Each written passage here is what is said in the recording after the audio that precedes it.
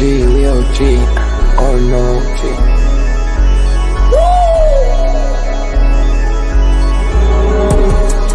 You're not bullish enough, yeah. Oh no, you're not bullish enough. You ain't got the oh no. I get stoned by the bolo. Bitcoin set to overload, yeah. Experts on reload, yeah. You're not bullish enough, yeah. Oh no, you're not bullish enough. You ain't got the oh no. I get stoned by the bolo. Bitcoin set to overload. Experts on reload. Mempool getting hot. Everybody wanna rock, ayy. Rooms is coming, everybody on a knot, ayy. It's a nuisance, Ordinal Revolution, ayy. Ordinal Revolution. Yo, is my guy for real, bro? Run stuff. Got French right now. Yo, BRC 420, bro. Yeah. Yo, that shit on fire, bro. Imagine if he in here. Yeah, lock it in the seal. Murder. I got balls of steel. Nookies on the field. Yeah, this shit for real. With no calls, I get so far. Got 100 phone calls that I go hard, and they gon' love me. Smoke weed, huddle back. I get shiesty. Where my Bitcoin looking lovely. Started Satoshi's nothing above me.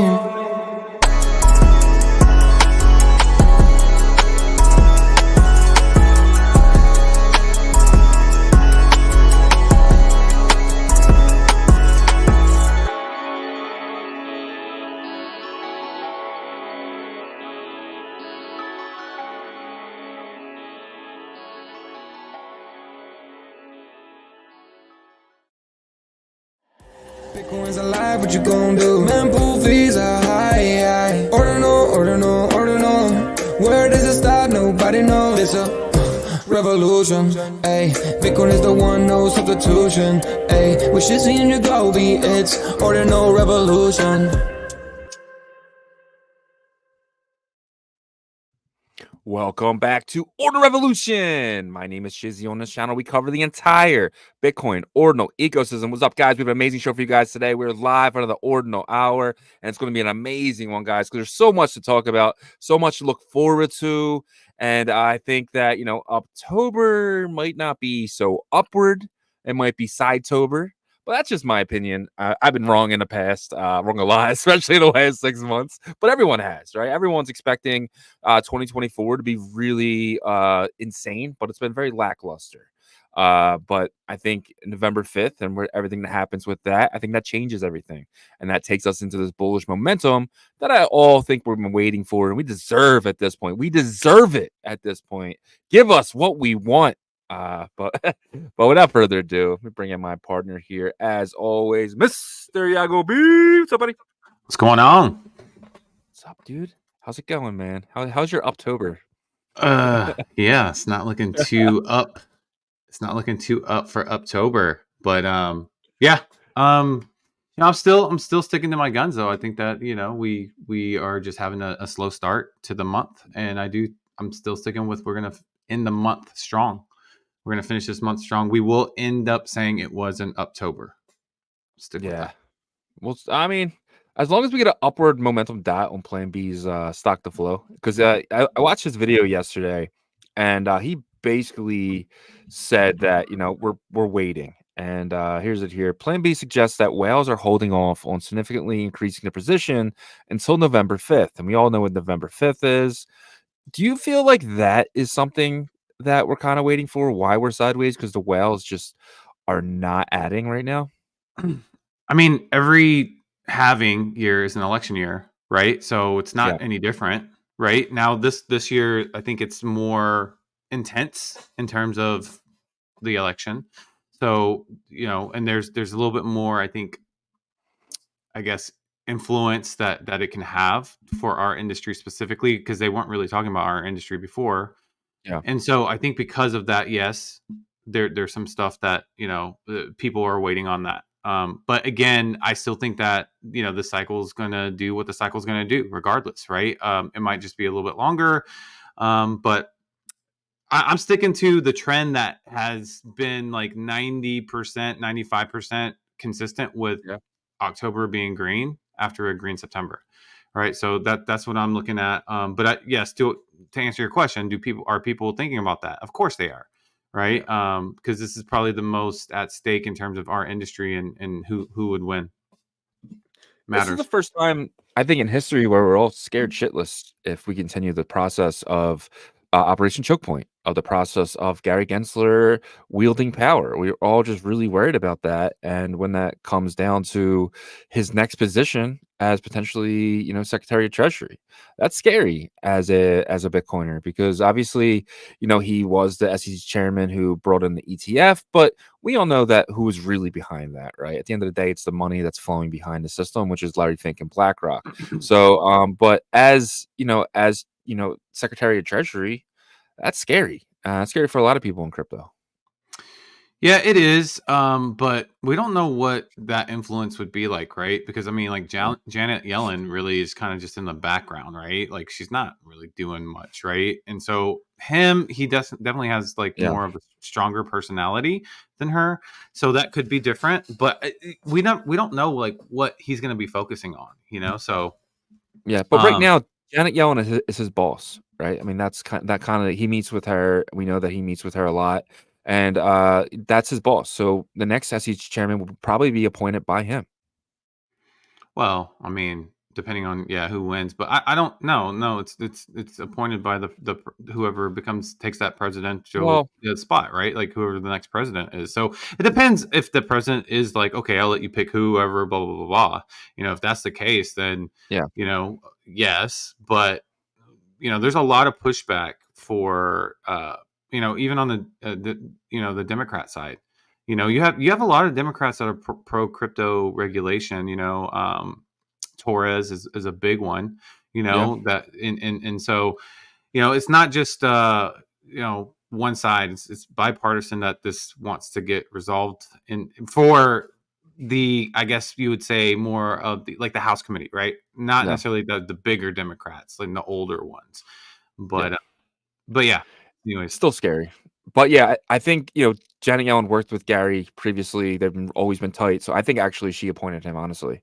Or she put his name in the hat for the running and then he was chosen. But they've worked together forever, Janet Yellen and Gary. So, but anyway, moving on here. US jobless claims rise to 225,000, estimated 222,000. Previous month was 219. So every week we're getting about 250,000, a little less than 250,000 jobless claims.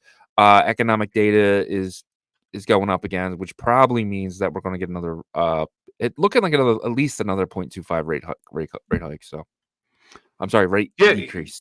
Yeah. I mean, that was expected, right? I mean, Yeah, that's the minimum that we can have. And so I think everybody's expecting that. It's yes, November 5th is bigger than probably it's I'm huge, giving it dude. credit for, because it's really kind of what the sentiment's going to be for the economy.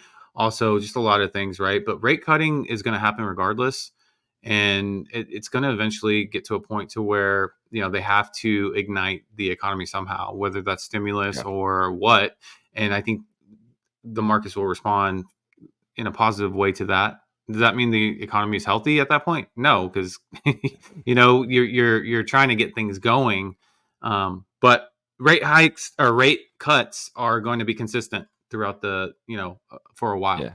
Dude, there's no money for stimulus. I mean, they only offered $750 Do you to know people that got what country completely we live in? wrecked. Do you know what country I we know live in? we can print our own money, but all that money comes out of FEMA, right? It's so I mean we'd have to.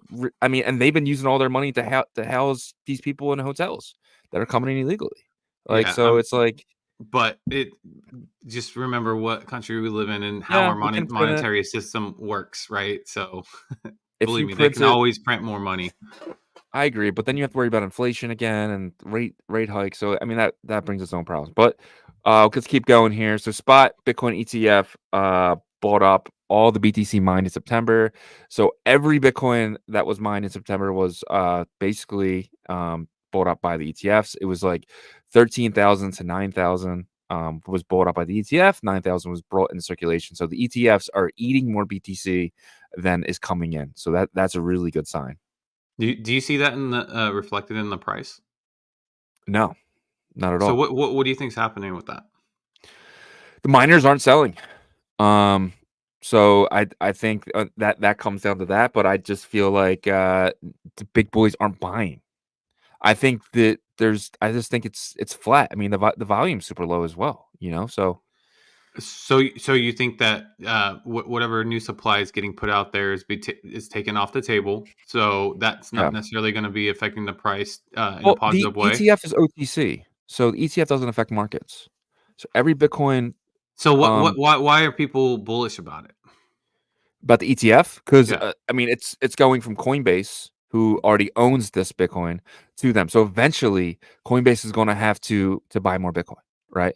And where are they going to do that from? Either they're going to do another OTC deal, but then that Bitcoin gets taken away. So I think people are bullish once the supply shortage. You know, a supply shock once retail comes yeah. in.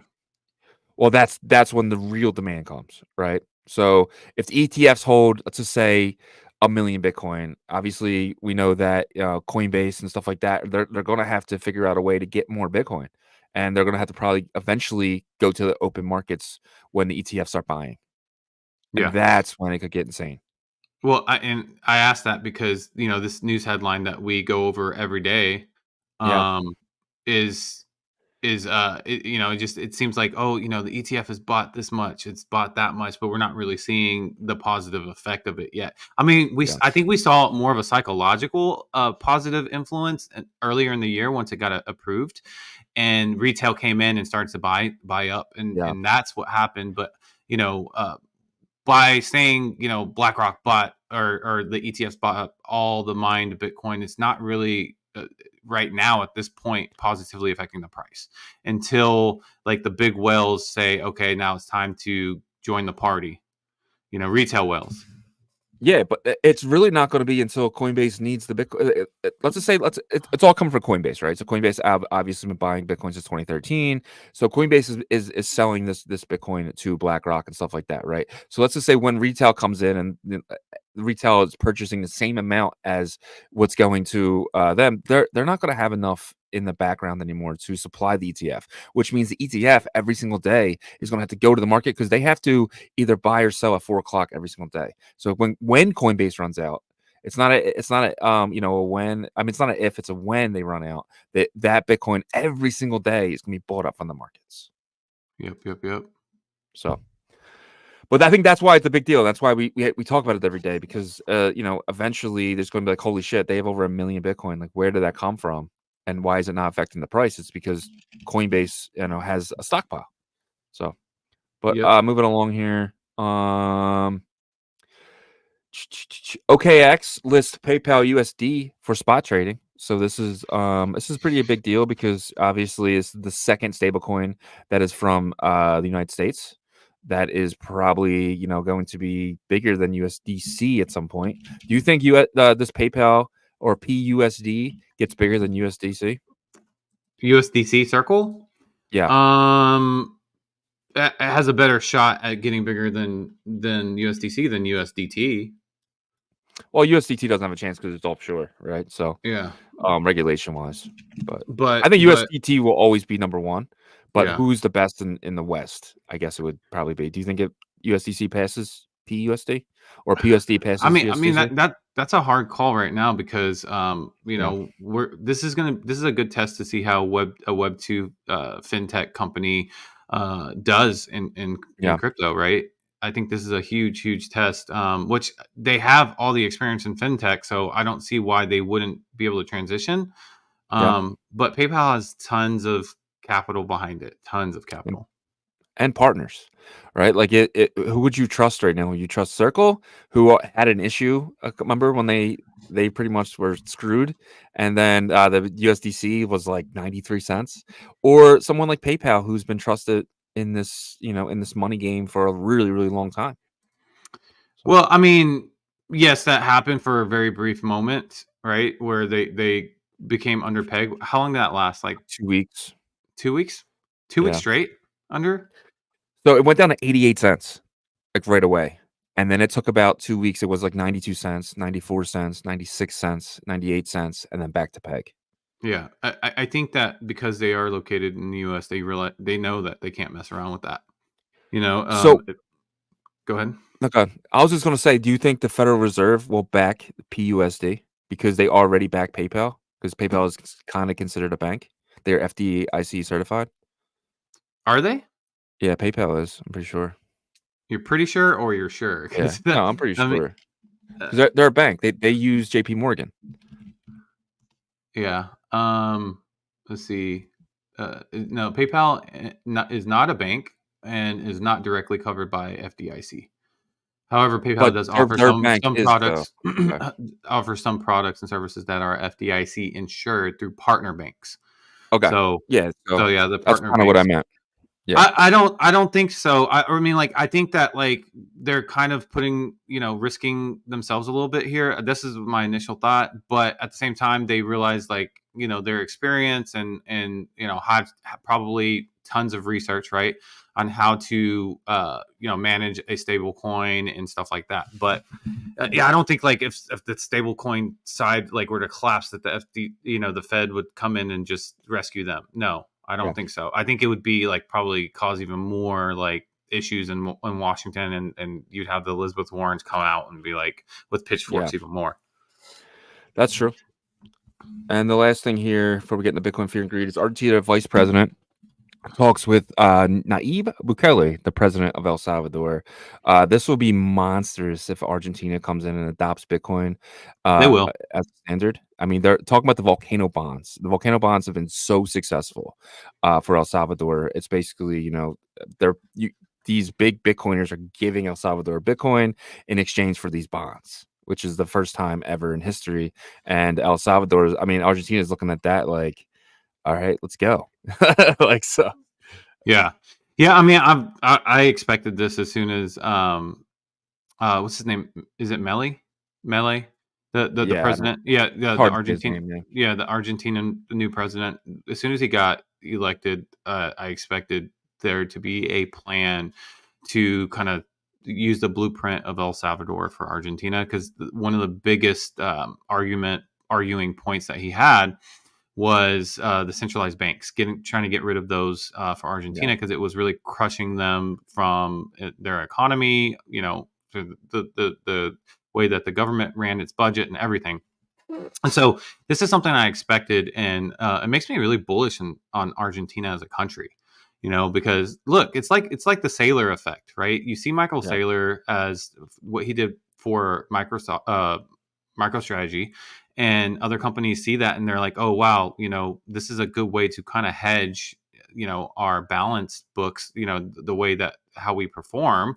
If we have a bad quarter or something, and we were to invest into Bitcoin, it can kind of bring that up, right? And so I think that this, from a nation state standpoint, this is the same thing, kind of looking at El Salvador and saying, hey, look, this blueprint works. We've seen it in action, and let's just follow it. Yeah, 100% agree. Let's get into that Bitcoin fear and greed. It's not looking good. I'll give you the hint. We're definitely in the lower part of the orange. Last week was a 50. Yesterday was a 42. Where do you think we are today? I'm going to say 34. Pretty close. 37. Pretty much dead on. I'll give you that. So, yeah, man. I mean, what do you think about this? Do you think it's given the correct? I mean, we are under 60,000 for the first time in a long time. Not officially, but we definitely wicked under.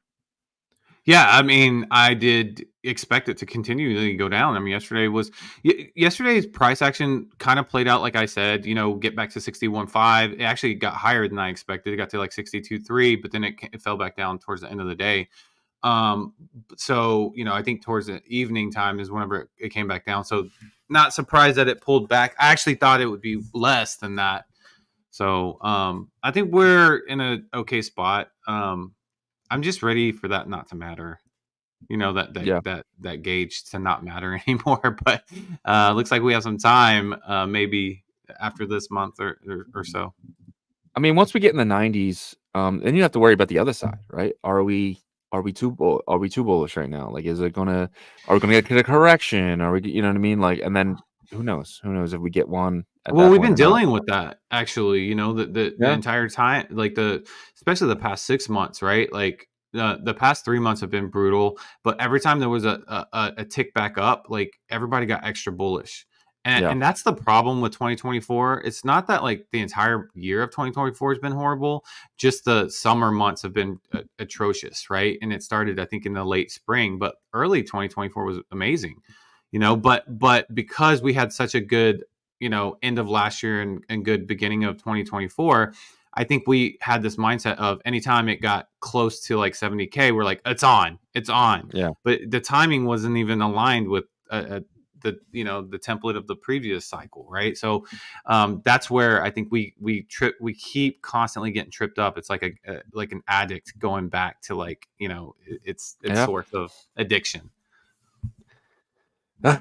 It's just at this point, it's Thursday in a week that was bullish, bearish, and now sideways, right? So it's just like, because I think before the Israel dropped the bombs, we were headed in a really good direction, right? We were headed upwards. We had momentum, and then that kind of really sidelined everything. Well, yeah, I think it was more of early last week, right? Yeah. Or I don't know, man. Like I'm at the point to where we're just constantly like the volatility is like crazy that like I don't even remember when was good and when wasn't, except for Monday before three. Yeah. Monday was actually kind of bad, actually, wasn't it? Yeah, a little bit bad. Tuesday, a little bit bounce back. Wednesday, mix. But, it's been like this for the past, like, now 4 months. September was relief, right? It was relief in the middle of the month. But, yeah. All right, let's get in that Bitcoin price action. Let's see exactly what's going on. Brought to you guys by BitPerp.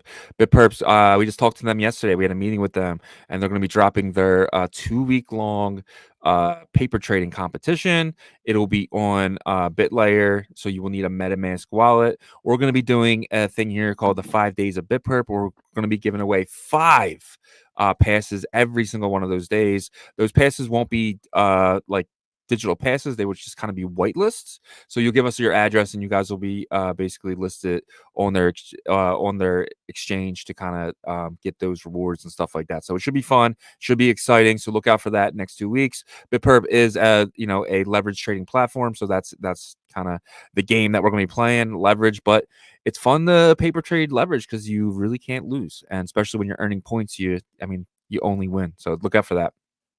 Yep. And before we get into the price action, if you're on the YouTube side, guys, please smash that like for us.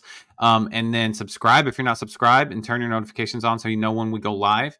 And on the X side, hit that like for us and share the space, please. That helps us a ton. But I am going to just use the TradingView charts today because they are working on their platform, and it looks like the price is not being updated right now. So they're getting everything prepped for that paper trading competition there. But let me share my screen real quick. All right, cool.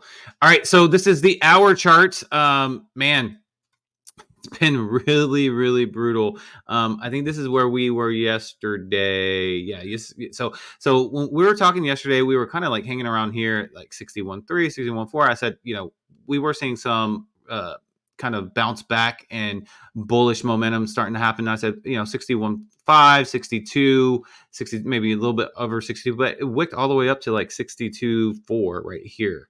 So that was around 11. So not long after we did the Bitcoin price action, did it get back up here. I didn't expect it to happen so fast, and I didn't expect for that dump to be so brutal last night.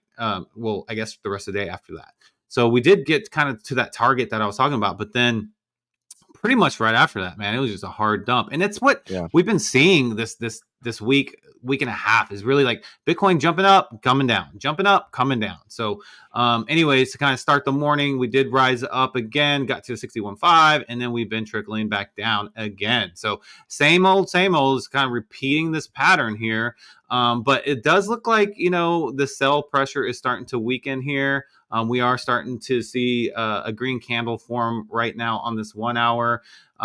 If you take a look here, this level is got a lot of resistance though. And this data is going from Monday, so this is from Monday. But if you look here, there's a pretty strong resistance level right here at 60,300. I don't think we're gonna probably get past that, and then right here as well. So might actually continue to go down. This might be like a false signal in terms of being weak here.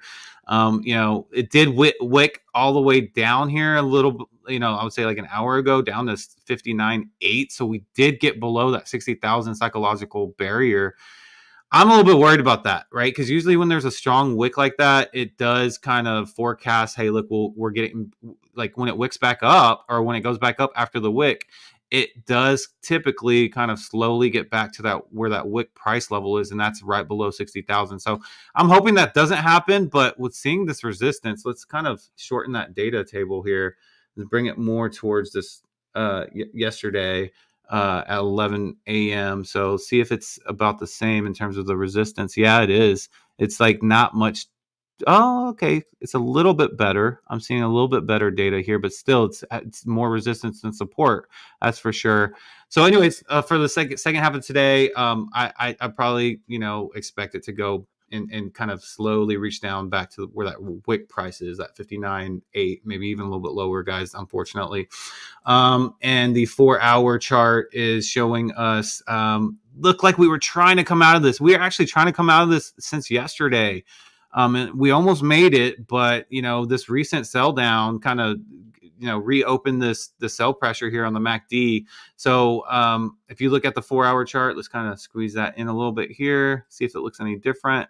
No, it's still a lot of resistance on the 4-hour chart. So this might open back up, meaning that the next couple of days heading, into the weekend could be a little bit bearish. Weekend kind of stabilizes, for the most part, but it's not looking too pretty, for the rest of today and the weekend. I'm hoping something changes. The one thing I will say though, the volatility has been consistent. That's the one consistent thing that's been here is volatility, meaning that if it does aggressively sell down, it kind of aggressively pulls back up and gets us back to where we were. But yeah, so second half of today, probably a little bit more sell down and maybe even over the weekend. So. Yeah, man, great job on that. So sell down with a little bit of maybe no sell down. So, I don't know. That's kind of what I got from that. So yeah, hope I'm it's wrong. Gonna be a rough weekend. I think it's gonna be a rough October. You're still pretty bullish on it. I'm kind of on the other camp on that one. So, but just for October, I think November we get good election results and we kind of bounce from there. But we'll see. Yeah. Let's get into that roll call. We'll get to the comments here. We have first, Lackey Lukey, 2 days in a row. Congratulations to you, my friend. And you have an amazing Billy Cat. So shout out to you, my friend. Webdro in that number 2 spot. He said, Magic Eden coming soon. Looking forward to compare with Dot Swap. We're going to talk about that a little bit. Crypto Sovereign is here. Agree with Webdro. Dot Swap have cemented themselves as legends, and BitFi, the bar is set especially high. Yeah, I mean, for CFI, they're amazing in that way, centralized. But PJNZ says that he's always lurking. Danny Boy says GM. I think I like the Omen ordinals. Might be something gained. Check out the sales on OKX. Also had a 0.1 offer accepted. Yeah, I looked at them earlier. They're sitting at 0.0014. We know, and I don't know if we're allowed to say this, but they might have some staking coming soon. So this is something to definitely just keep an eye on. And then we have I'm sorry, I didn't grab it. So that's Danny's comment. And then Mempool is here. Ordinals tweets and Ordinals chips back to back, the brothers. Shout out to those guys, man. Appreciate you guys always being here, especially 10 minutes apart, as always. You guys are like twins. Steamy J is here. Cheaty's here, says, what's up, guys? Nighthawk, man. Shout out to you, my friend, out there grinding away as an Uber driver. Chief Axel is here. Joko is here. And we have Choda. One of our legends. Shout out to Choda, Chain Watcher, man. Love you're always here, man. Love that you're always here. D Love is here. Tim Baker, AOD Art, sending us pictures of his wife. No, I'm just kidding. Shout out to Tim. Tim is living the life. He has. Everyone should just strive in life to be like Tim Baker, because this guy is doing very, very amazing.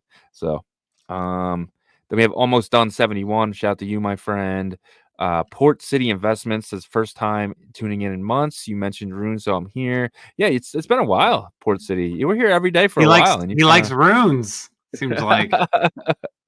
Yasher says, where is October? We're still looking.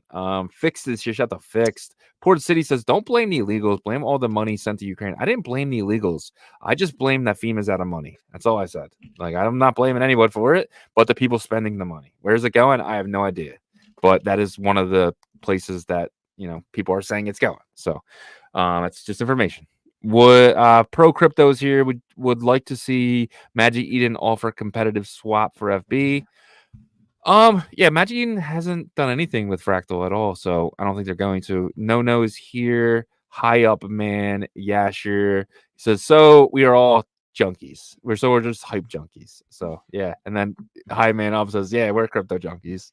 At the end of the day, I mean, what are we doing besides gambling, right?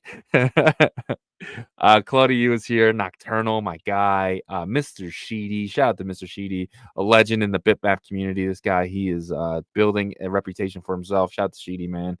Pelpa is here. Space Monkey. Sup, fam? I walk alone. Shout out to you. He says, GM. Hope everyone is having a great pre-rich day.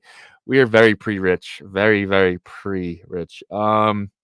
And then I Walk Alone says, what's up, Space Monkey? He said, what up? I Walk Alone. So conversations are happening in the chat here. Shout out to you guys, man. It seems like a very somber day, doesn't it? Even the comments aren't even pumped. Yeah, but I will, give credit to the guys that showed up still. I mean, you guys are still showing up, even though it is somber. You're right. But again, look, Bitcoins are kind of doing that volatility thing again. It's just bouncing back up a little bit. But, don't. This is the reason why I think we're still going to have a bullish October, is that, like, if you look at the last 3 months, whenever we had like bloody sell downs, they would not stop. Like, they wouldn't stop for like 3 days, 4 days. This one has been like half a day. It sucks. You get hit gut punched and then it chills and then we bounce back and then half a day again or whatever. So to me, it's kind of like, it's not like just that kill stomp on your heart type of thing. It's just kind of like stomp on your hands, which still hurts. So anyways, no, 100%. I agree. John came in late, but we'll shout him out. Shout to John. And then Claudia says, hit the like button. Shizzy and Yagobi deserve this for their grind day by day. Shout out to you, Claudia. You are a legend. But we'll kind of get into some Bitcoin ordinal stuff here. Huge Bitcoin swap for runes incoming. Top runes to have ready before the swap. And this was a tweet from Zed, Bitcoin fam. Here's what's going on. Magic Eden. Bids rolling out to the top 30 runes tomorrow. You won't regret splitting and making bids. What is going on with Magic Eden right now? Yeah, so this was something that was talked about a long time ago. Once runes came out, Magic Eden capitalized on runes and I think delivered the best UX for it, UI experience, right? And but they had a runes tab or a swap tab on the runes interface, and we were all like, "What's that?" And they didn't really talk much about it up until recently. Excuse me. And Zed is actually a co-founder of Magic Eden. I'm going to pull up his post real quick. And so this is what he says. He's, talking about like, he's happy that everybody's pumped, but let's get to the guts of this. He says, what version 1 of Rune Swap will look like? It is a simple, familiar swap UX that sits on top of a classic bid-ask order book. I hate that. But he says, that's why we launched listings, lots, and placing bids first. It builds on top of this existing liquidity. And I say I hate that because I don't like an ordering book style, type of, where you're putting bids in for buys or sells and stuff like that. But we'll continue on. It says, for BTC runes, we built an algorithm that selects lots for you based on your desired swap size and price tolerance from the floor. We'll get you as close to the exact amount of BTC as you want for the prices you're willing to accept. So this is where it could probably be a little bit better. And Fluid kind of already did this, right? From a smaller scale. But because, Magic Eden has tons of capital and liquidity, I think that, this could be something pretty big. Anyways, so it looks like they're going to kind of do what Fluid does with the swaps. They're going to pre-select what you're looking for, split everything for you, all that stuff.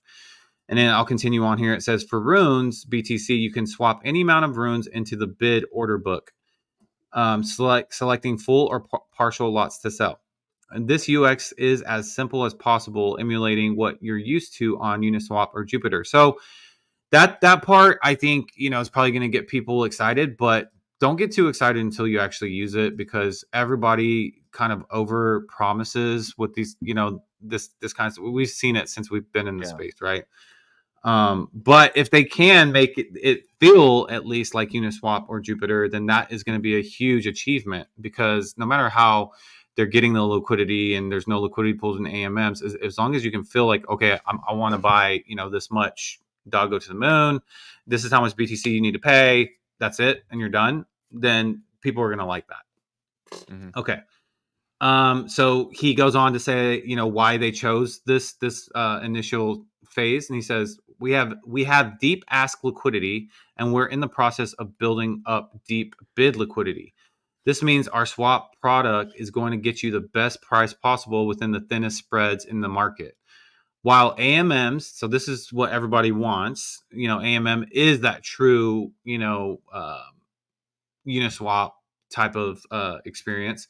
It says, while AMMs eventually will be nice, OpCat, to build this currently, you need to have a centralized custodial service. Magic Eden is an on-chain company, and we want to build with the ethos of Bitcoin and decentralization first and foremost. Full RBF prevention launching soon means your swaps will be fully protected and unsnipeable. That's actually really good, because I think that will protect, like, that pretty much eliminates MEV. And then it says releasing swap in cadence with RBF prevention was crucial to make trades execute without failure. So I will give them that. That makes complete logical sense, because if people started to swap and they're like, oh, I bought blah, blah, blah, blah early, and then they realize it's not in their wallet, they're going to be pissed off. Yeah, for sure. Especially if you buy and walk away, and then you come back and you're like, what the fuck? It didn't go through? That's the worst feeling in the world. Exactly. So this is the last part. I know I just read a lot, but that was very important information. And it says the vision of the future. And then they go on to say, our vision is for all chains, all assets on Magic Eden. Imagine going from dog to F Wog. Is that frog with hat? I'm not sure. Or no, F Wog, whatever that is. I guess Solana. Is that it? Dog to F Wog, which is, I'm sure, a Solana token. It says it will take work to get there, but we are going to chip away at this. And it says on the Bitcoin side, this eventually means OpCat. So that's why we're excited to support it and start experimenting with it as soon as possible. RuneSwap is not. This is the part that I didn't like to really read, because no one doesn't like not an instant pump, but it says RuneSwap is not an insta pump for runes, but it is crucial foundation for a healthier and more liquid market and a familiar UX for anyone new coming in. Don't need to think about lots. And it says excited to ship this first step soon, and we are going to keep pushing to grow on-chain Bitcoin. So, after reading all of that from top to bottom, I feel a bit better about it, I think, than I initially did once I saw, it was going to be an ordering book, because it seems like they have this algorithm that's going to work with their wallet or whatever platform that's going to make it feel seamless. Yeah. Well, at the end of the day, that's what all degens want, right? I just want to be able to go on there. And, if I want to buy $1 billion cat, I just want to say the amount of Bitcoin that I want to buy and then get that $1 billion cat and at the lowest price possible, right? That's all degens care about. And then the same way with selling, I don't care what's happening in the back end. I just want the price that it's saying that I can get for the sale, right? But the reason why a lot of swaps are bullish in terms of is liquidity pools. And this isn't something we're going to have here. We're going to have no lockup of these tokens. So that's the reason why I'm not completely bullish on it. Yeah. Well, there's not going to be like an earn possibility, right, for that. But, your point before that, actually, I think is stronger, to where, like, that's all gens want. Because if you think about it, like, whenever Doge first started pumping, no one was buying that from a decentralized swap or anything. They were buying it all on Coinbase. Let's be honest, right? No, it wasn't Coinbase. It was Cash Robinhood. or Robinhood's the only whatever, place to get it. Yeah. Centralized. wherever. Like you get what I'm saying, right? And then Yeah. eventually Coinbase added it and Binance, and then but my point that I'm making was easy, simple Yeah. UX. And if Magic Eden can replicate that for runes, then that will, in my opinion, that will actually pump it. But like the promises have been there before, so I need to experience it first, right? But like if we can see like it's a seamless swap without like making all these lots, thinking about like what you guys split up and all this stuff, and we see market cap go up, that's all people care about. Easy Yeah. and number go up. That's it. Those two things. Exactly. If I can go to the exchange, put 0.1 and get it for the price that it's saying, right? Then I think that's kind of what it's all about. And then the same thing, if I go there and I put in how much I want to sell and I'm okay with getting the amount of Bitcoin, that's all that matters. Everything happens in the back end. I mean, at the end of the day, like if you're someone who worries about like centralization and stuff like that, then then you're just a Bitcoiner, right? So if you care about number go up and making financial gains and trying to get financial wealth out of crypto, then you're just somebody who just wants to buy that token, hold it for 6 months, and then sell it, right? Yep. So Exactly. you don't really care what's happening in the back end. But And you if want it's to be able ordinal to pulls from, easily sell it, and yeah. not wait. That's the biggest thing. So the biggest problem with dexes and stuff like that is when you go to them and you try to sell a token that's not very liquid, you're not getting the right amount. It'll say minus 10%, minus 15%, sometimes minus 25%, right? That is the biggest wreckage to a degen because it's like the price doesn't even matter because you can't get that price anyway. So if you can get the price that they're saying without a negative result, then it's a success in my opinion. Well, I think you're gonna, yeah. I mean, they're gonna be straightforward with you on the price you can get because the algorithm's gonna pull, right? So Yeah. I think with the price impact that you're talking about, those are typically tokens that are just not solid tokens, anyways. You know what I mean? Because like if there's no liquidity, it's not a good token. You know what I mean? Well, I think Mr. Yen is a good token, but there's probably going to be zero liquidity for it. You know what I mean? Like that's the thing. It's like stuff that I think that's going to be really good later. When I go to buy it, I don't want to. I don't want to like lose 10% because there's nothing in the liquidity pool, right? No, but I disagree with that. I think like even those strong memes that like Flocky and stuff like that ran last cycle, those had liquidity because they were so popular. Even from the jump. Yeah. The ones that like weren't, that did have price impact, those were to me like red flags if they had price impact, because to me that shows they're number one, it's either super early and there hasn't been like enough people like buying into them, Yeah, but but like that's at the that point, thing. but that you're so far on the risk curve with that, like it doesn't matter, like you're gambling so hard at that point. You know what I Yeah, mean? but I don't Like want to lose 10% on my purchase. then don't buy that token. You know what I'm saying? Well, Like don't. I'm bullish on it, but like, that's what that's my only point is like if I can use Magic Eden and there's no negative on the price. If it says 7 cents, I want to get as much as I can for 7 cents. I don't want to have to pay 8 cents, 9 cents because there's no liquidity. But I think this has that opportunity because there is no liquidity pools, and that's Yeah. kind of my point. Well, yeah, and I do expect it to be more like a centralized exchange feel, which could be very Yeah, like bullish for the everyday user. So yeah. All right. Jump to the next thing here. Satspumpfun. They said we're excited to announce that we are transitioning liquidity to the dot swap V3 AM swap after successfully reaching the bonding curve target on the Satspumpfun platform. So obviously we know that Satspumpfun, they are kind of using the pump fund model to where you buy a meme coin on their page. You basically put in money and that money eventually gets taken to an exchange, and DotSwap is saying that, I'm sorry, Pump.Fun is saying that they will use DotSwap as their leading exchange. So everything will go from Pump.Fun at $60,000 market cap to DotSwap. This was pretty big, but they did not choose PizzaSwap like I think a lot of people were thinking they were going to originally, but we didn't know DotSwap was going to be the Cat 20 leader either. So yeah, I mean, Cat 20 is the whole point that they're picking dot swap, right? And yeah, there's no other swap for it, so I think they're just getting out ahead, right, of it all, and picking their partner now. So once they launch, this thing can start clicking. But it's gonna be exciting because like Yeah. people, we haven't really experienced that. We haven't experienced it over here, like any type of pump.fun, right? So this is gonna be the first one in the kind of Bitcoin ecosystem, the UTXO ecosystem that's building out. And it's gonna be interesting how this plays out. That's for sure. Yeah. And I never used pump.fun, period, right? So this is an opportunity for us, and we know there's other ones building on other chains as well. So yeah, I'm very bullish on this. I think DotSwap really, obviously being centralized, but they really taken Cat 20s and really revolutionized what they're building over there. So they could, if Cat 20s benefit, DotSwap benefits too. And if DotSwap benefits, Satspumpfun benefits. It's just showing the very early days of an ecosystem. And it's really cool to have Satspumpfun being able to put out tokens and have somewhere to trade them without these crazy marketplaces, right? An actual swap. Yeah, I mean, and we talk about DotSwap and how they got ahead of everything, allowing people to mint these Cat 20 tokens and stuff like that. So they're building the trust, I think, of the community. And yeah, it's going to be interesting. Do we have an actual date of launch for No, Satspumpfun? Okay. nah. Francis is really working on it. Originally, he said like the second week of October, but I do not know if they're still on target for that.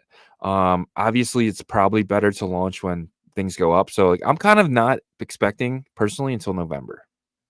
Yeah. But It's going to be interesting to see how this environment works with, you have your BRC20s and then you have your Cat 20s on Fractal. You have Pizza Swap, which, I know Unisat's getting a lot of pushback with that. But then again, like, some people are like, are they pivoting towards Cat? And then at the same time, you have like really popular tokens on there that's already launched, like Lizzie. I mean, like the holder count, the Chinese community is really bullish on it. So it's like, how do you take advantage of both of these token standards? yeah, I mean, if you think about it, if you just let people bridge Cat 20s over in the swap, they're all exactly the same, right? It's just when you withdraw, they go to that different protocol. So potentially, I mean, they could easily add. I mean, it's a very centralized approach to the swapping, right? I don't think it's decentralized at all. So you're getting a basically a receipt token on the other side. And then when you withdraw, you're getting your official token out. So they could easily add Cat 20s. I mean, end of the day, there's nothing involved with besides like withdrawing and depositing. Yeah. Are you talking about into Pizza Swap? Pizza swap, yeah. Yeah. It's going to be interesting to see So how that plays out. yeah, I'm actually shocked they haven't added Cat 20s yet. I think, like I said, it's seriously a receipt on the other side. So they can do very similar to what Merlin is doing, where you're putting it all in one wallet, and then you're getting a receipt on the other side, where you can play in a very fast environment. Like I give Pizza Swap a lot of slack, but it's super fast over there. Even it is like kind of a layer. I guess layer 3. 2.5. Layer 2.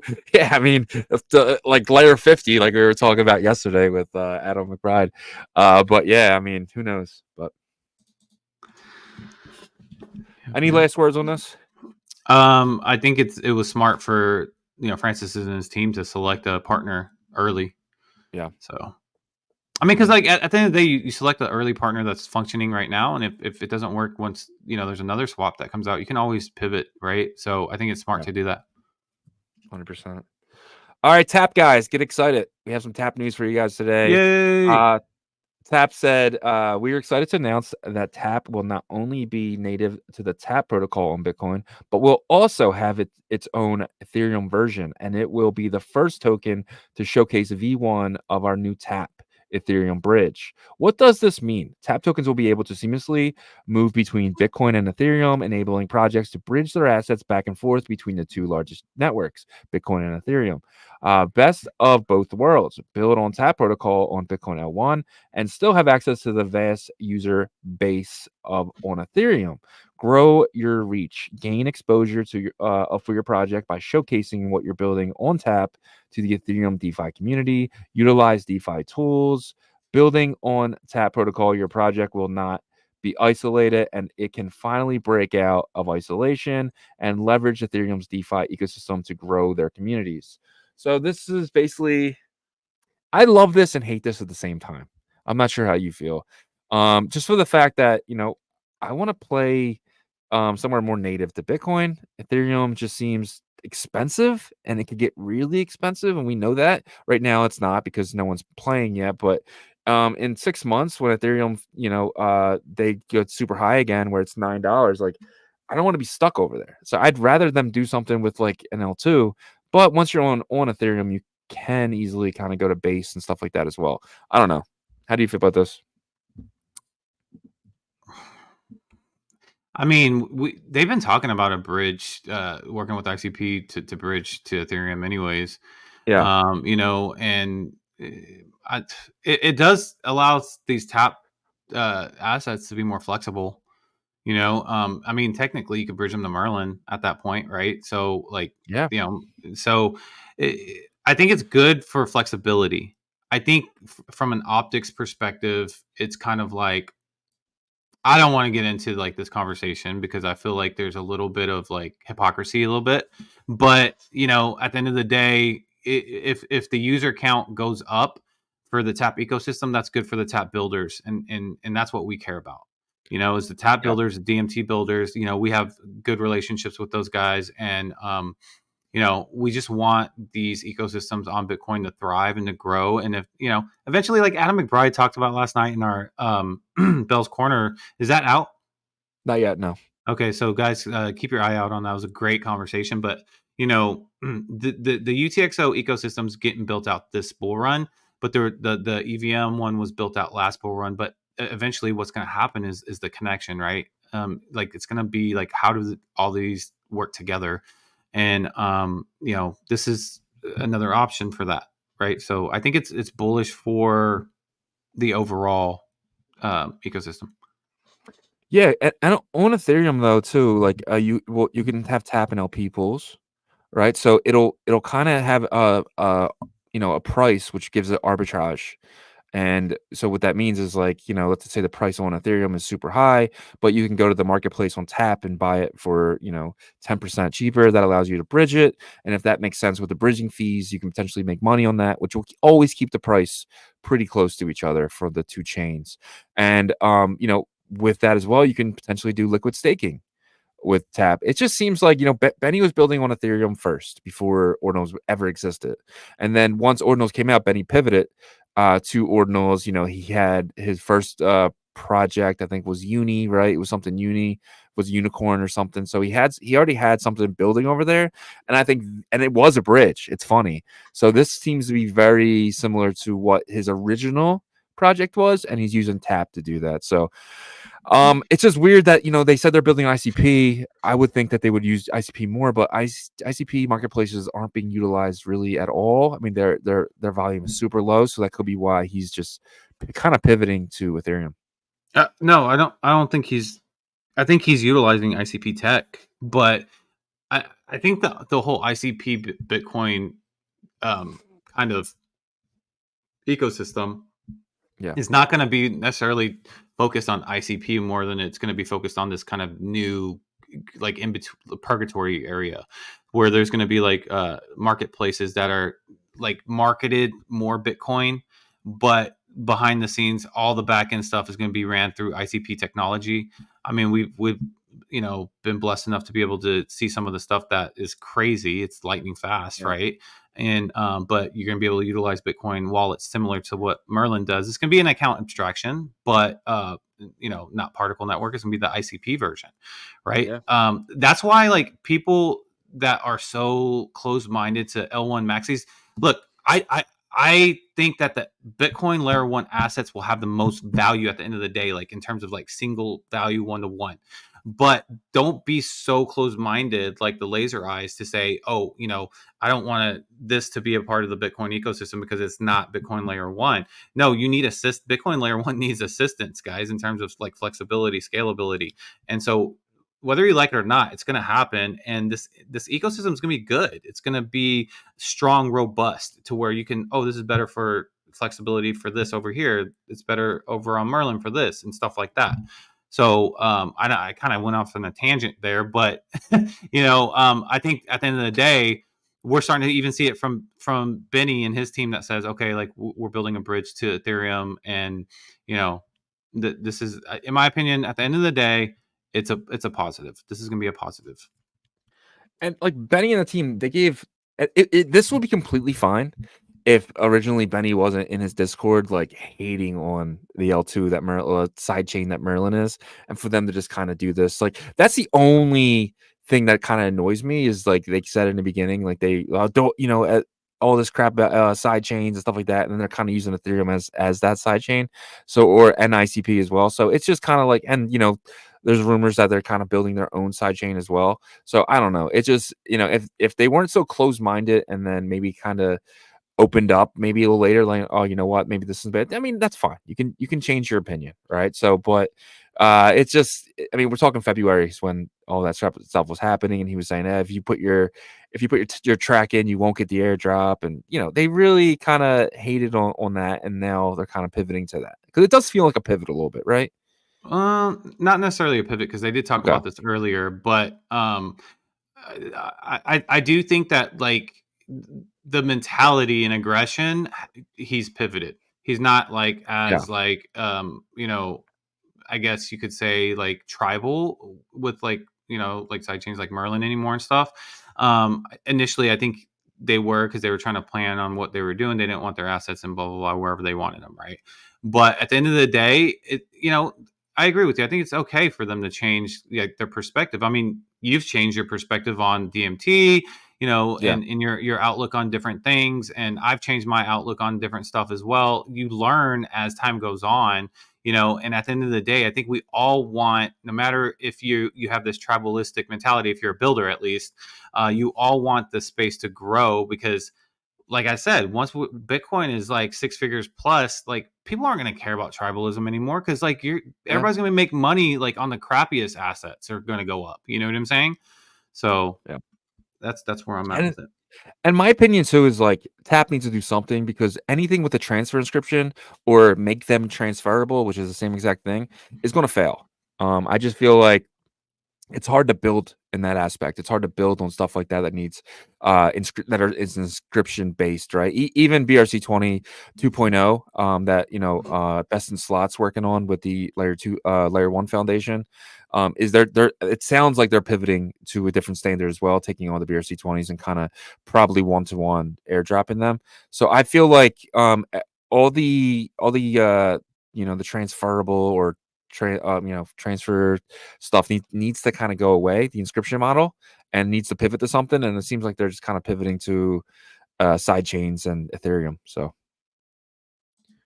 yeah, we'll see what happens when it's implemented. Yeah. So Simple Bridge is live on Fractal. Simple Bridge is a mini service that bridges various assets from different protocols into PizzaSwap. So we had Bull Bridge, and now we have Simple Bridge. Simple Bridge seems to be from the Unisat team, while Bull Bridge seems to be from the Bull team. The Bull team, they also have stuff with Merlin as well, if I'm correct. So they definitely they're kind of a bridging service, but they were the first over there for bridging. So that's why you'll see B Sats and B Ordi, but now you'll see S Sats and S Ordi and S Pizza, and they all actually offer a lot more. Simple Bridge offers a lot more than Bull as of right now because you can bring over Oshi. I saw S Oshi, Soshi. Oh God, are we having this conversation? And the guys from Oshi actually DM'd me. And they retweet, they copied the tweet and sent it to me. I didn't respond to it at all, but I'm just like, I mean, I don't get like why the Unisat or PizzaSwap team brought that asset over, like and they left Honk off of it. They didn't bring the asset over; they just left it. I think it was by a market cap thing. I think Oshi actually still has a pretty high market cap. In the sense, I mean, with no liquidity pools or like living liquidity, that doesn't matter. You know what I mean? Like that's true. There's no volume on it, and maybe there is. I don't know. Maybe the Oshi team, the original Oshi team, is smart and was like, "Oh, let's keep the volume going," and that's one of the reasons they brought it over. But like Honk didn't come over yet, at least. And I think that's kind of a slap in the face. I think that Honk should definitely be on PizzaSwap. But will it all matter at the end of the day? I don't know. I mean, like, will there was 5 buys on it today. So on Oshi, 5 buys on what? Oshi On PizzaSwap? Yeah, no, on Unisat L1. So I don't know. It's definitely getting some volume on L1 still. Is kind of my point, but Gotcha. I don't know. I think it's trash. I wouldn't invest in Oshi with your money, but it's one of those things where you are right though. They didn't have Honk on there. What other ones didn't they have? Like if you go on there now on the Simple Bridge, what are the options? Let me check. I'm looking at it right now. Jump into it. Simple Bridge. So they have Ordi, Sats, Quack, Oshi, Pepe, Track, Meme, Rats, and Pizza. Okay. So they left out, which is wild because like Honk was, I think, number 2 or number 3 with liquidity, pools. I mean, is it still there, or did everybody take their liquidity out? Is that why? Well, they did say you're able to take your tokens from the L1 and easily convert them. Was Honk one of them? Maybe. I mean, Honk was on the original swap, but Yeah. I just don't. I actually have Honk on the swap. Can I get that out? You can put it in Pizza Swap, and that's one thing about Pizza Swap that kind of pisses me off. Like, there's no indication of pizza anywhere. Like, yeah. No, there is. Pizza got moved over. No. I'm not saying pizza. I'm saying like I was expecting on Pizza Swap maybe there would be a slice of pizza on the screen. Oh, the picture, you know what I mean? like Just like the design, just something. Yeah, like it just seems like like all they have is the word Pizza Swap. Like I figured they would make it look like that, maybe make it look like a pizza in some type of aspects, or just like naming it Pizza Swap makes no sense because Sats is still the fee token. Pizza wasn't even bridged over until Simple Swap. Like it was just like it's really weird. Yeah, it is kind of weird, but like I want to show this because this is wild that like Honk was not brought over. Yeah, no, you're right. Honk is not here. I mean, you look at this though. Look at this. So number 1 TVL on layer 1 modular, like Ordi Sats. Okay, that makes the most sense. $500,000 TVL. Honk and Sats is number 2, 70,000. Then you go to Honk and Ordi at 25,000. It's number 2 and number 4. Then you go down here. I mean, like, why was Honk not included when it has the second most liquidity? Like, there has to be a reason to that, don't you think? Well, Nocturnal says fade the honk, get the bonk. So they're fading the honk, so they got the bonk, right? Yeah, I think it's stupid, but they could add it this weekend and just be like, hey, we want to add, we want to take our time with this and only add 6 coins at a time. But add it, you're right though, from your original statement, adding Oshi but not adding honk, it just doesn't make sense. No, it really doesn't. But yeah, a lot of stuff right now doesn't make sense over there on Pizza Swap. So I know. I'll give them time. But I want to get into the next thing here while we're over here. Hanzo Momo has been up only. Do you believe in fractal ordinals? I believe in the top like 3 to 5 to actually have like any value that's going to be strong. Like if you look at Doge, the Doginals, the original one, I forgot, was it Mini Doge? I think it was called. It got up to like $2,000 or something. So Doge is the value of Doge is a lot less than Fractal. So I don't know. I think like the top collections over here can get to like 2 to 4K on the floor, in better markets, but it's not going to be like ordinals or ETH NFTs or anything like that, or Solana NFTs, but I think they'll be like the staples and that's it. So yeah, I think you're right. I think the inscriptions aren't going to do well, but for some reason I'm thinking the cat, what is it? The cat 404? No, 7. How it gets cat 20s and then 740 21s. So cat 721s. Yeah. I think they could do really well. And the way I'm picturing them though, I'm kind of picturing them to kind of point to an inscription. And if that's the case, and each cat 721 is pointing to a Hanzo Momo inscription, this is a new standard and something different that allows you to do programmability and using the script language, which will allow like different types of maybe DeFi with the ordinal itself, because the Flare team's actually talking about that. They said it's going to be no different difference from a Cat 20 and a Cat 721, except it points to an image. So you're going to be able to do potential swaps and stuff with the Cat 721s. And if it's pointing to your inscription, it could be pretty cool.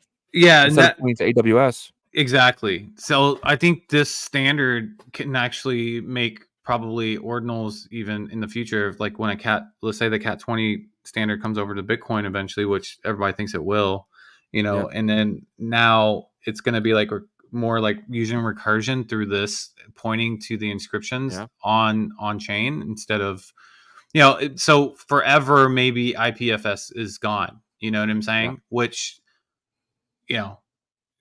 is a good thing in my opinion, because you're not paying a monthly server fee and all that stuff. Now it's just up to the chain. If the chain never goes down, then you're good. Yeah, and that's kind of what happens. But like, if you can move a Cat 721, if you move a Cat 20 seamlessly, like they're saying, from OpCat chain to OpCat chain, then moving a 721 should be the same, right? So what that does is, you're kind of pointing to Fractal, but with everyone merge mining, I don't think it makes a difference at that point if you're on Bitcoin or if your image is on Fractal, because it's all kind of being hashed together. So I think this could be something in the future that does really well. And I think Hanzo Momo, they're the first big project, right? There's 3,333 of these. They came out at the mint was pretty fair at 1 FB. I mean, the team only collected 3,333 FB, which I don't know off the top of my head what the market cap of that, but it's a very low amount. The team probably didn't really make too much money because inscribing all these and all that as well. So I just think it was pretty fair. It was pretty honest. I mean, they wouldn't even give me a whitelist, right? And I'm Shizzy, and I begged for one, and I still didn't get one. So I had to buy mine. I know, but like I covered the space, right? So it might be beneficial to you to give me a whitelist, but they didn't.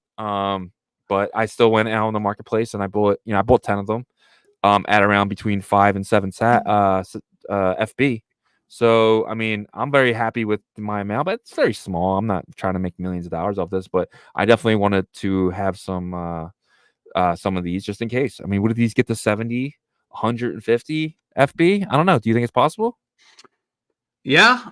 Well, depending on what FB is at the time, but I do think this is going to probably be the strongest collection, just because it was prepped, pre-marketed by, in my opinion, by the Fractal team. So we got to think about like what will FB be in like the peak of the bull market, and we've talked about like possible like price predictions of it, hitting like maybe like $100 or more. If you look at BNB's price, it depends on how popular it is too, right?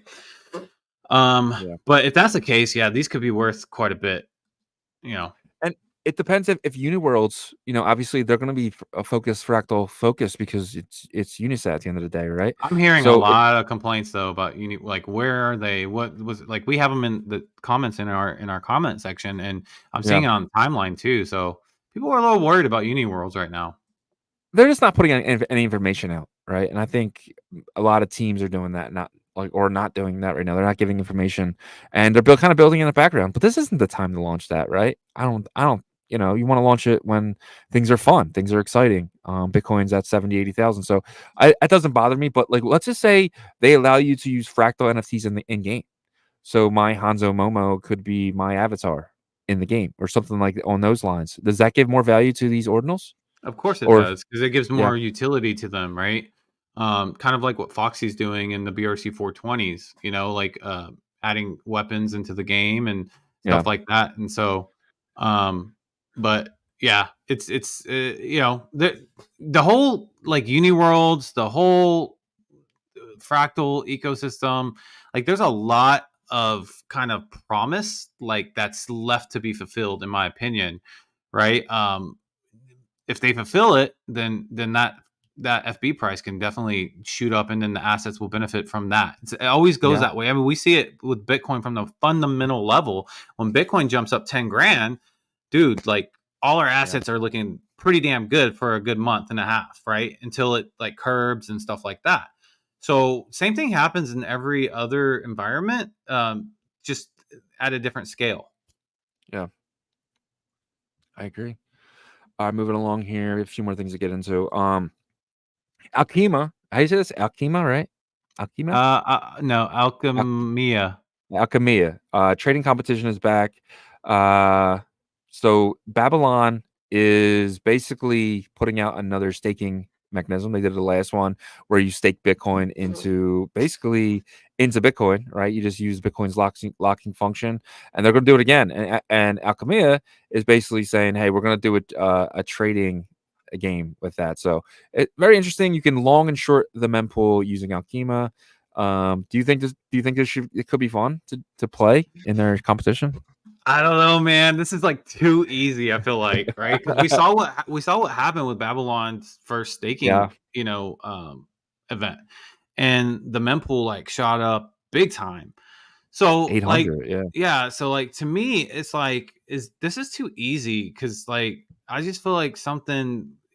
It's like someone giving you like saying, oh, like telling the public, oh, like this team is playing this team and this other team has like like 8 of their 11 starters out, and like you bet big on the other team out, like somehow that team that's out like ends up winning, so like for me, like this is an obvious thing, but it's too obvious for me because like I feel like if I were to long the mempool, I would get wrecked for some reason. I don't know, but I mean that's just probably me with my like crazy mind.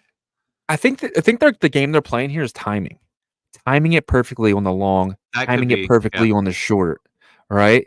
And so I think that's the game they're playing. If you can time it perfectly and you can win the most money on this, if you can, obviously you're going to make insane gains on the way up, but knowing when to turn that long into a short, and if you do it too early, you can get wrecked, right? Let's just say it gets to 600 and then you're like, oh, well, I'm shorting here, and then it goes to 800 and you get wrecked, right? So I think this game is played by timing, and it's really hard to do. Yeah. I mean, obviously we haven't done it, right? But Yeah. when we had Leo on for that episode, by the way, guys, we did have Leo from Alchemia on. So go watch that episode so you can kind of see how it works. The platform is ran by like on Ethereum. So you do have to have MetaMask, but it's completely focused on the Bitcoin mempool. But his feedback is that this is being utilized by like, entities that feel like, they they hedge kind of the other side when there's an opportunity because they lose a lot of fees whenever they do their normal business day to day.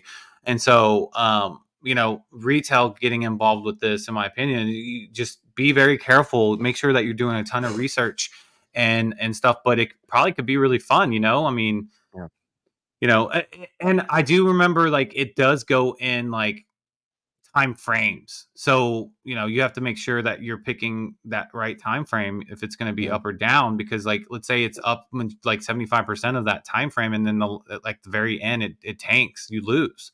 Yeah. Right? So just do your research on this. Definitely probably could be very fun, but it's going to be very degen. This is different though than anything we've ever seen before, right? We never seen someone try to long and short the mempool. So that's pretty cool. That's why when we met them in Nashville and immediately got our attention, I was like, this is pretty cool. But obviously we both looked at each other right away. Yeah. It was at the Fractal breakfast.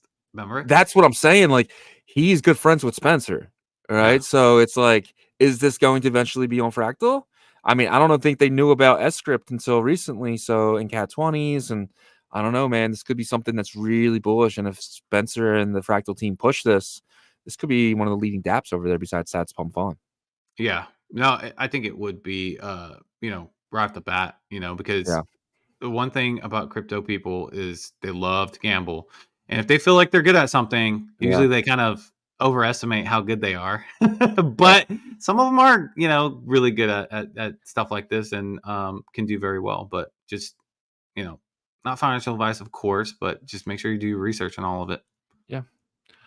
All right, 2 more things to get into real quick. Airhead, Quest 3 XP is out. Over 1,700 eligible fatties have been recognized for their POW, proof of weight, ahead is everywhere. Airhead is everywhere. So I just want to show this real quick. We haven't really dug into Airhead at all. I don't even know your opinion on it. Obviously, we know Arthur Hayes is, he's a Big legend, right? Bitcoiner. Yeah. So I think he had an exchange that went under, and he did some jail time. Did he? He's like a legend. Yeah, he did some jail time for it. Oh Yeah. wow. Bitfinex. Oh He yeah, was Bitfinex. I remember Bitfinex. Yeah. and then they were doing some shady shit there, and then but he's been a Bitcoiner since way began. I'm not saying he did anything wrong with that. I just think he might have been, one of the people who had to take some, some time for that. But he did. He took some jail time, and obviously, I love Arthur Hayes. Whenever he speaks, I try to listen because he's very smart and intelligent. He's a trader though. He longs and shorts, so he's straight up like I'm shorting right here. He's been shorting for a while. He's been shorting for a while. So Yeah. I don't know if he's still shorting, but he's been very bearish, especially lately. He said, so the Airheads is a project from him, 10K Bitcoin ordinal collection, whitelist open. So the OYL wallet, which is a part of that as well. I'm not sure if he's in there at all, but I know he is a part of the Airheads. Do you know that or not? Do you think is he a part of the oil wallet, Arthur I don't Hayes? know about the oil wallet, but Okay. yeah. I don't know any information about his past like that, but Yeah. you guys do your own information on that. That's not an official statement from Ordinal Revolution. No. But in terms of Airhead, this was a project that I did see him kind of, talk about and all that stuff. And a lot of people are bullish on it. It could be one of those kind of quantum cat type of projects, right? It is very close to the oil wallet. I don't know if it's the same company, but there's people bullish on this. So because of the name behind it, it's kind of like Udi behind Quantum Cats, Eric Wall. I would say it's more like Eric Wall's name, behind Quantum Cat. So this could really pump up, and it could be a good pickup off a secondary. That might be my approach to this. Is right after mint, get them cheap on secondary, and then flip them once the market's better. If Udi got 0.1 for this, what do you think is fair? Obviously 0.1 was easier back then because Bitcoin was $30,000, $40,000. It wasn't where it is today. But do you think that Arthur Hayes is going to make a fortune off this? I mean, I think the team, will. I think they'll do Yeah. good. They'll do well off of it. But what do you think is fair? If 0.1 was I don't know what fair is. Like the difference between this project and Quantum Cats is the I think involvement with the Ordinals community is that like Udi is constantly like in spaces. He's even though he has his own thing going on, him and his team, like he has Rendell, he has like people that are like cypherpunks that are in the ordinal space, that are early adopters of ordinals and stuff like that. So to me, like I think that there's a shot for Airheads to do well, but longevity wise, I think like Quantum Cat's probably a better performer. Just because like Arthur Hayes does have a name in Bitcoin. He does, he's an old OG guy. So he'll have that. Depending, and I know there's a team behind this because I see them talking on the thing. We really got to see what the plan is, right? With Quantum Cats, I thought it could have been a cash grab, but it wasn't. It was more of like, this is like our Ordinals project that's kind of backing this whole op cat, like, cat VM approach and stuff like that. And he basically got his community to delist their cats, and it really got the floor price to like 0.25, 0.3 and stay there. So I just don't know if they care as much on the Airhead side to be able to do that, or if there's like an objective outside of just Airheads to do that. Does that make sense? Yeah, 100%. I mean, it depends on what is it just a project, right? Or is it more than that? And I think that's so the oil wallet is something that makes me think there is more. So yeah, 100%. Would you consider it as a blue chip? I mean, you can't consider it a blue chip right off the bat. You got to see some performance, right? But it's kind of lined up this way because of who's behind it, right? That's my opinion. Now, will they have, parties at like these events, right? Like, will they have like side event parties like Quantum Cats and the Wizards do, and the Ninjas do, and the Frogs do, and stuff like that? If they don't, then I think that like they're really going to be just kind of going for this launch initially, decentralize it, and then that's it. And then I think it has less of a shot to be a blue chip, but it still could happen, because certain people could hold it and pump it and stuff. Yeah, I agree. I think like the top 5, right? Node Monkeys, Puppets, OMB, Quantum Cats, and Bitcoin Frogs. Do you think that it can get in that top 5 and knock one of those out? Yeah, it could. It could. Yeah. It could. I mean, there's a narrative for it already. You know, the Airheads, kind of like the weight and stuff, but we just need more. We gotta see more, right? Like, Yeah. No, I it, agree. it it's like 12-fold, right? Like whenever what is it the apes, what's their company called, the parent company of the Bored Apes? Crap, I know it too. I, it started with a Animoca? Y. No, No, Animoca. Y. Yeah, it's on the tip of my tongue. I can't believe it's. Bored Anyways, Ape. yeah, they launched 12-fold, right? And they just kind of decentralized that, and no one really likes that. No one's like holding it, Um, what is it? Yeah, yoga, not yoga. Oh, Yuga. Yuga Yuga Labs. I can't. Labs. My Yeah, brain went completely blank. Yeah. So like Yuga Labs, like they launched 12-fold, and then like there's nothing really going on with that, right? yeah. And so if that happens, then I think there'll just be like a disinterest. The only reason Yuga in my or 12-fold keeps values because it's such an early inscription. That's the only reason. 100%. I agree. Last thing here before we get into Q&A, which attribute will be the first to receive a sex listing, if any? What do you think? Uncommon. Uncommon goods? No, uncommon. Oh yeah, I'm sorry. Sats. Uncommon. I don't know why I Yeah, said goods. Uncommon. Yeah. Uncommon sats. Because the supply is perfect for like a strong price. The narrative is perfect, 1 per block. This is my dream, is for like these rare sats to become fungible. Yeah. I just don't understand why no one has done it. I can't wait if it happens, because I will buy up. I have, being able to transfer those into like, a fungible version would be awesome, but uncommon for me is what I think would be the first one, just because it's the most popular. It isn't crazy expensive, and it hits like, I think pizza sats eventually would do well too. Yeah, dude. Why hasn't someone made that a fungible, right? Like 1-to-1. Let's just say, even if it's a very centralized way, I mean, it gives that more value than just a meme coin. It becomes a pizza sat, right? That's something Jeff could do with Merlin. You bridge in pizza sats and you get fungible on the other side. Or something like that. That could be pretty cool. Kind of how they do with bitmaps, do like a phantom type of thing with pizza sats. That could be really fun. It could Or happen. even I think that. even Well, uncommon. I think there's an issue with bridging out with that, because it could, like, you could easily lose those. You know what I'm saying? Yeah. So Yeah. you'd have to be so careful with that part. And then also, like, certain dates of uncommons and years and stuff. Like, people aren't going to do like the You want 2009s. the yeah. Well, that's the same with bitmaps. You wouldn't do phantom bitmap with a 4-digit, right? But you would do it with a normal Yeah. one, Yeah, So exactly. Which is even more bullish on the total supply. You know what I yeah. mean? Because, like, Mhm. anyways, but Yeah, man.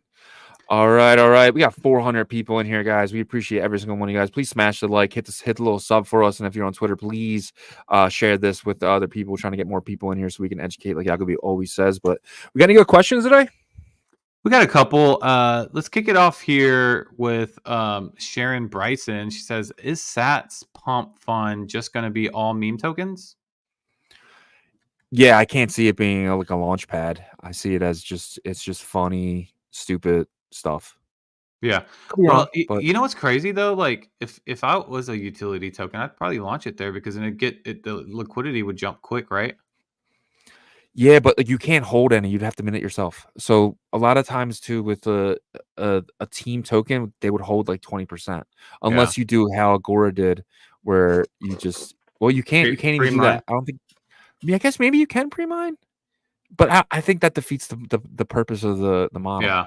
Yeah. The model has always been for memes to be like, get them going and fun and really pump and dump, really kind of honestly. Some of them probably can hang out around and become, big communities, but Francis could do a launchpad tab as well and have a different model there where you can come and just go into project stuff. So you can have something separate for sure. Yeah. So. All right. Next question up here is Nocturnal. Says, would you take the over or under on Bitmap hitting $250 when the bull market is in full swing? Possible ghost pepper challenge. Oh man. I don't know. I don't want to ever do that again. Was that horrible when you ate the chip? Yeah, it was pretty bad, especially being live because it's like, I want this lay down and catch my breath and the hiccups were just awful because every hiccup was like a fiery blast. But it was, but then the apple, the apple saved me. I really did. But how'd you know about the apple, by the way? Someone in chat. Oh, okay. Apple. Somebody wrote, "Yo, go eat an apple," and I was like, "All right, I'll try anything at this point." And then my son loves apples, so we always have a stack of apples. So I went and grabbed an apple. But did it work right away? Right away, the acid in the apple just defeated awesome. the taste or whatever. So yeah, it was pretty cool. That's awesome. Different. That's awesome. I would have no idea, but yeah. So someone's saying check my reverb for my mic. Interesting. All right. Let me put it away a little bit here. All right, so let's see here. Next one is by Sharon Bryson again. She says Babylon took our Bitcoin and locked it up.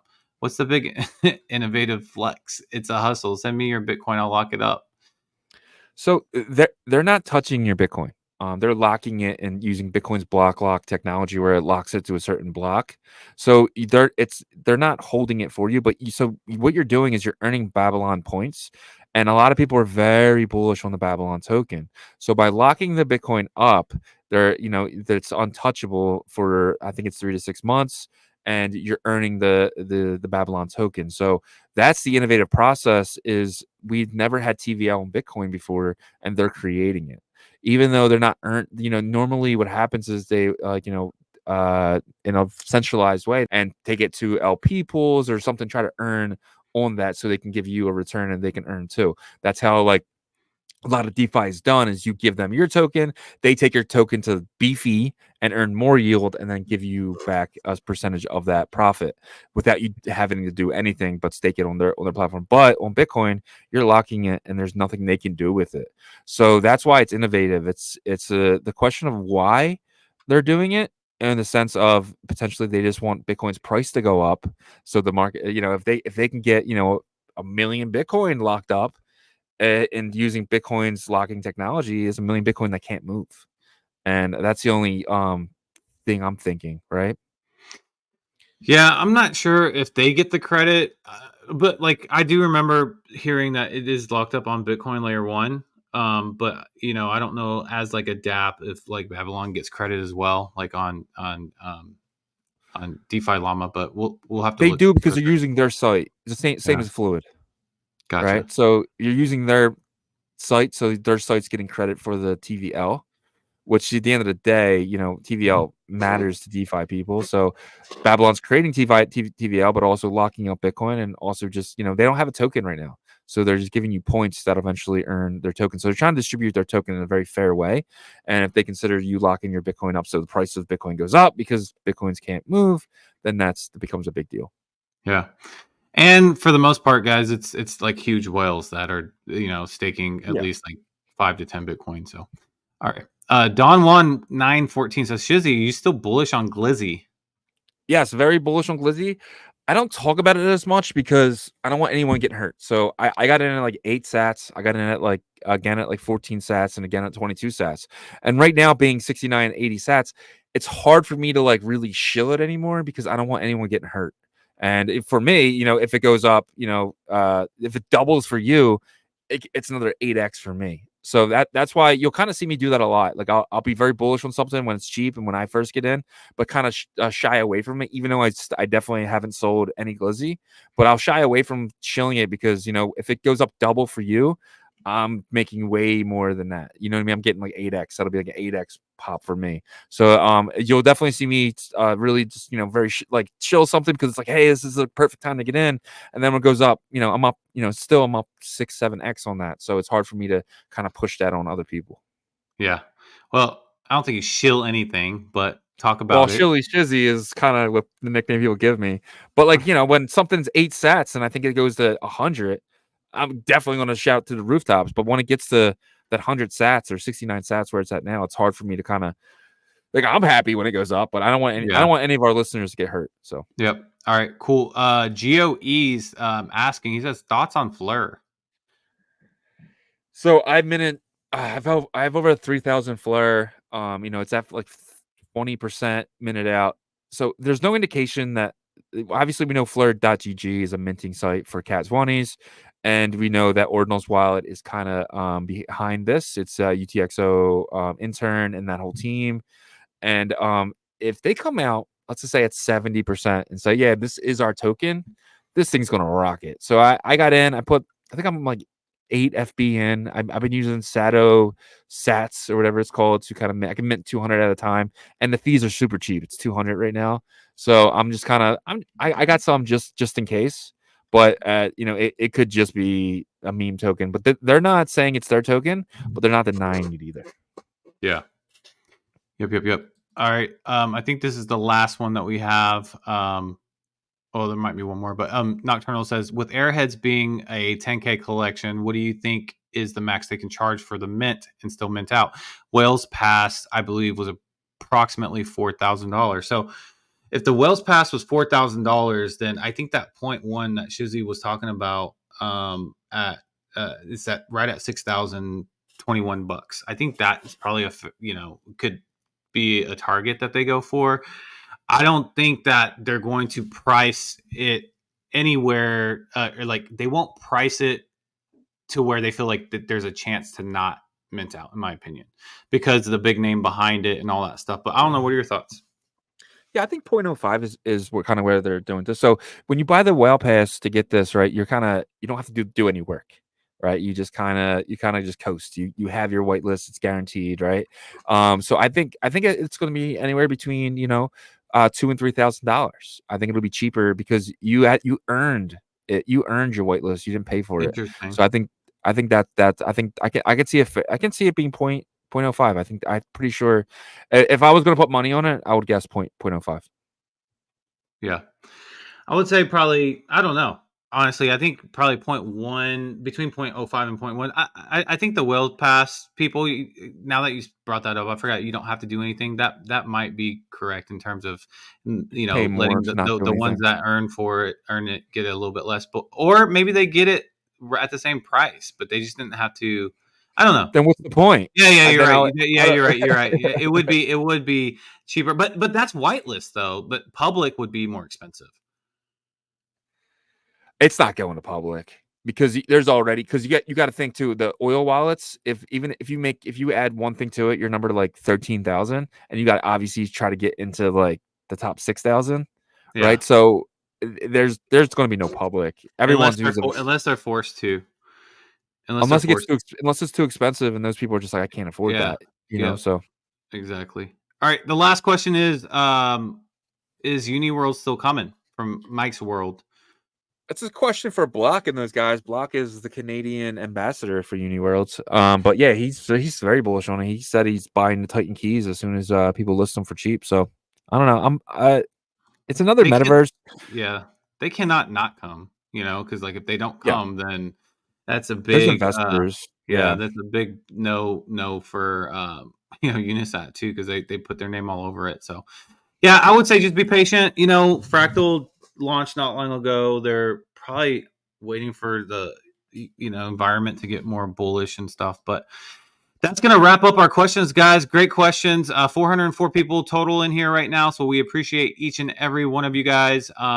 If you wouldn't mind, take a moment to check out our partners. We talked about BitPerp earlier, a perpetual leverage DEX that's going to be launching on a Bitcoin layer 2 here in Q4. The paper trading competition, we did get information on that. It's going to be coming up here in about 2 weeks for sure.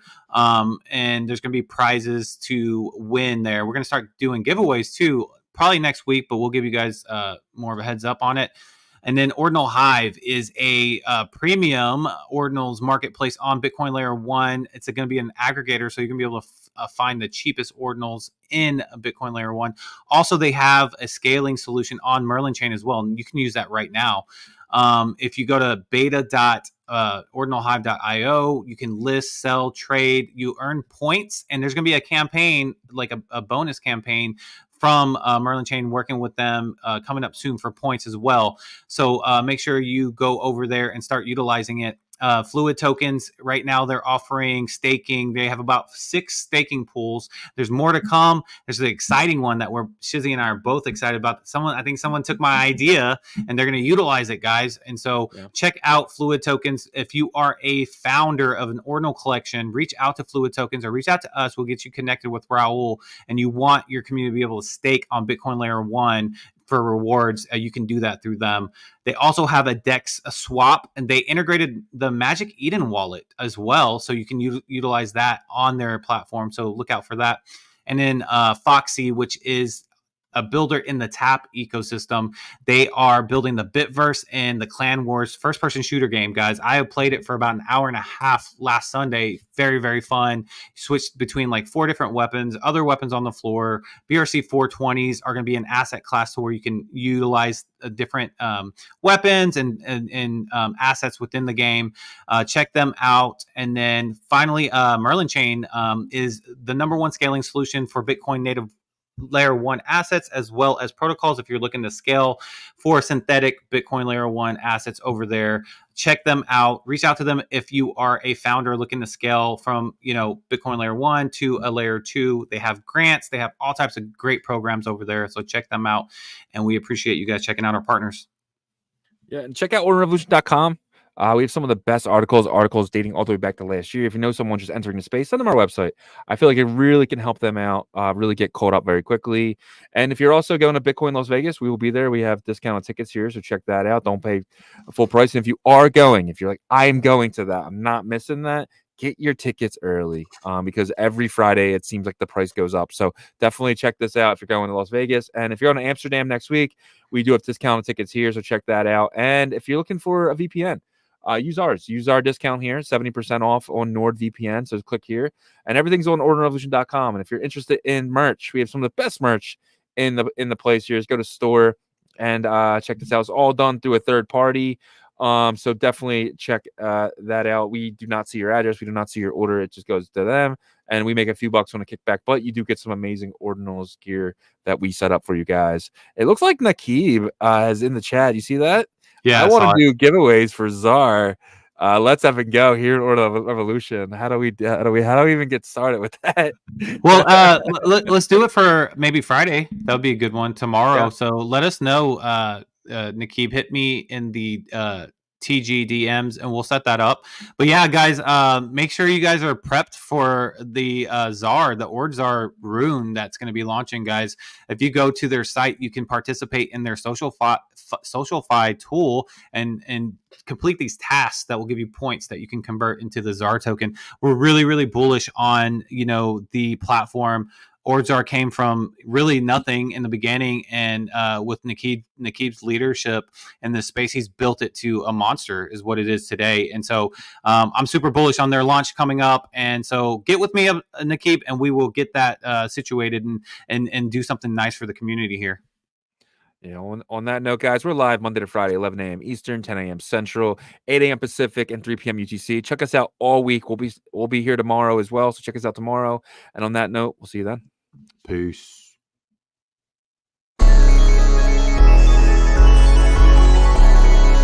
We OG. Oh no,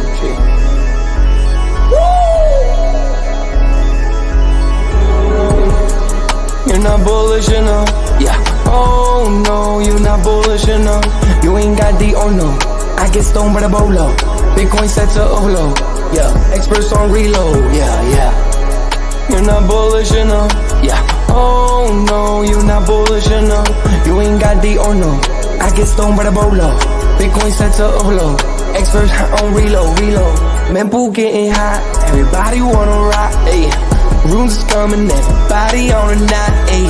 It's a nuisance. Ordinal Revolution. Ayy. Ordinal Revolution. Yo, it's my guy for real, bro. Got friends right now. Yo, BRC 420, bro. Yo, that shit on fire, bro. Imagine if he in here. Yeah, like it in the seal. Murder. I got balls of steel. Nuki on the field. Yeah, this shit for real. With no calls, I get so far. Got 100 phone calls that I go hard, and they gon' love me. Smoke weed, huddle back. I get shiesty. Where my